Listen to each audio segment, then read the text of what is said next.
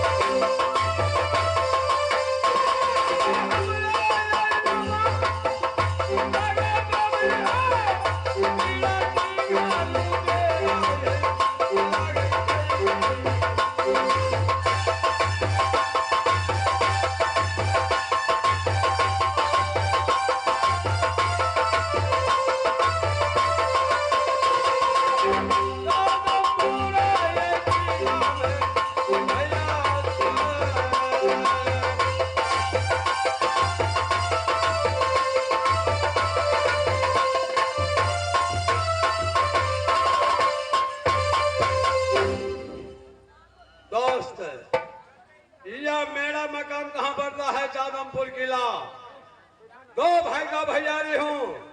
यह मुझ से बड़े भाई का नाम ठाकुर राम सिंह। यह मेरा नाम जपन करता है, यह मेरा नाम जपन करता है ठाकुर।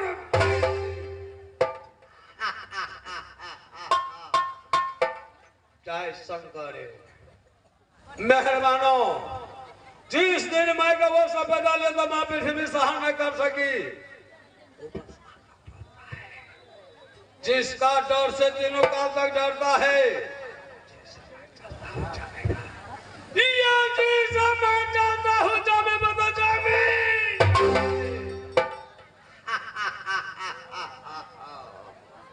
मेहरबानों, यह मेरे दरबार में मंत्री घटना है, मंत्री का पता नहीं चलता ना मंत्री।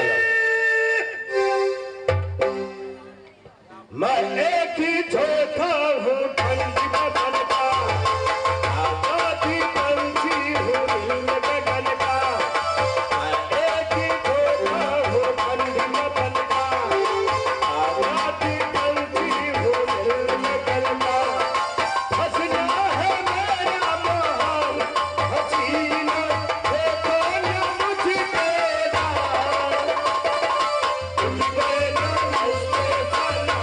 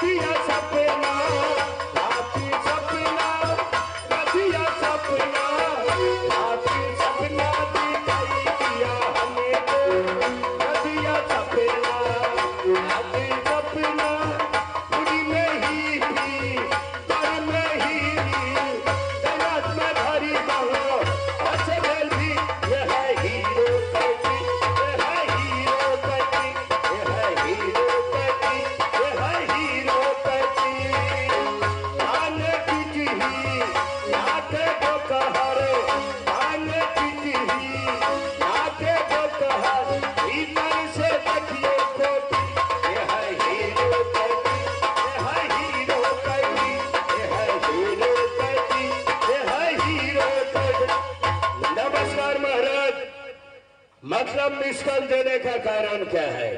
मैं आपका फोन सुनते ही चाय को गिलास टेबल पर छोड़ दिया, अब दौड़ करके आपको पास आ गया हूँ। मतलब बुलाने का कारण क्या है महाराज? अरे मंत्री जी महाराज। बुलाने का यही कारण है। क्या कारण है? सबसे पहले तुम बैठने वाले कुर्सी लेते आओ। ओ, इसीलिए मिस कॉल दिया था। हाँ। कुर्सी लाने के लिए? क्यों नहीं, अभी ला देंगे। हाँ। तुरंत ला देंगे, इसी वक्त ला देंगे।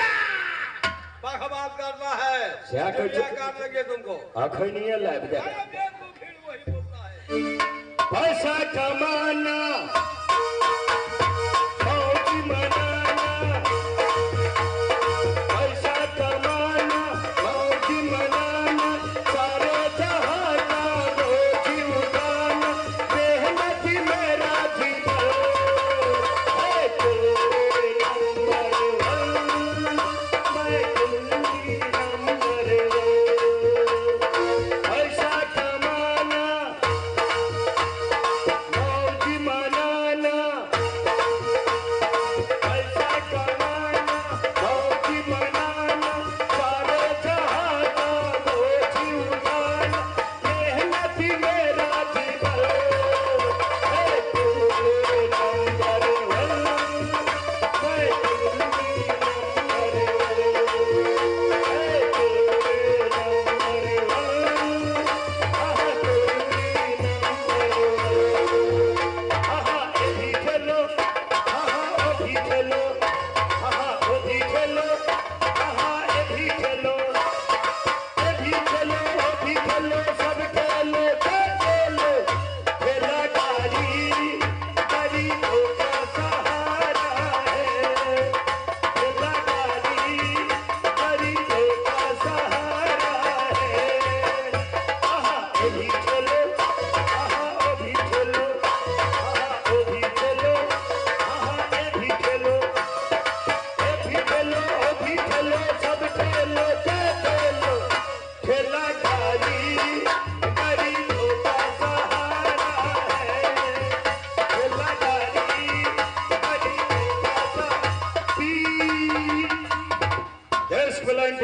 25। देखिए महाराज कुर्सी लग गया है, नीचे है स्प्रिंग फिट, ऊपर में है 4 आदमी का सीट। अच्छा जरा सा होसा धर से अंदर घुसा। स्प्रिंग सीट है महाराज, चाइना सीट कुर्सी है। अरे यार जी 2 आदमी को सीट फिट करो। 2 आदमी का, 1 आदमी का, 2 आदमी का। हाँ आइए महाराज देखिए, अब लग गया 2 आदमी का सीट। देखिए ना इधर, यहां बैठेगा आप, इधर बैठेगा आपका छोटा बाप। मैं सच कहता हूं महाराज, मचर बाबा बाबा बाबा, अरे बाप रे बाप,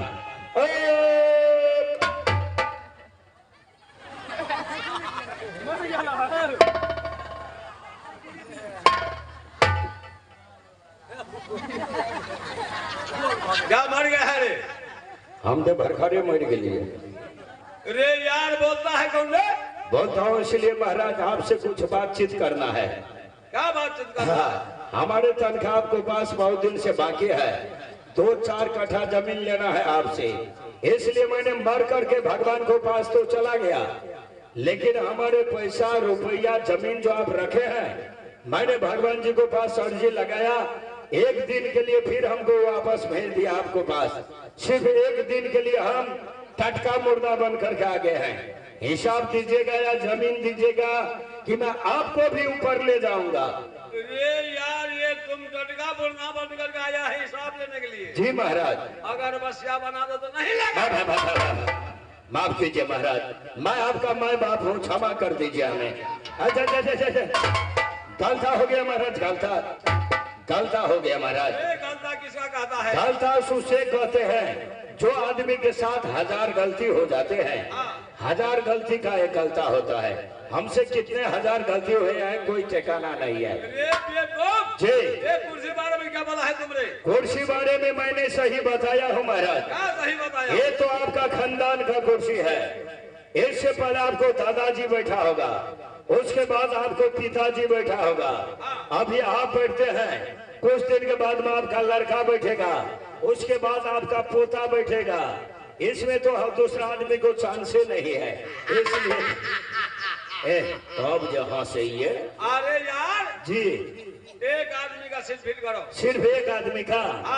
आइए महाराज बैठ जाइए, बैठिए। एक नया समाचार कहकर सुनो। वो नया समाचार महाराज, ऐसे तो तुलसीदास जी रामायण लिखे हैं, हनुमान चालीसा लिखे हैं, बहुत शास्त्र लिखे हैं। हम तुलसीदास का लटकौआ दियाद है। लटकौआ दियाद बुझे छियै? लागल चोगल दियाद बहुत दूर के दियाद। ओहो लटकौआ दियाद है। जी महाराज, ऐसे तो तुलसीदास जी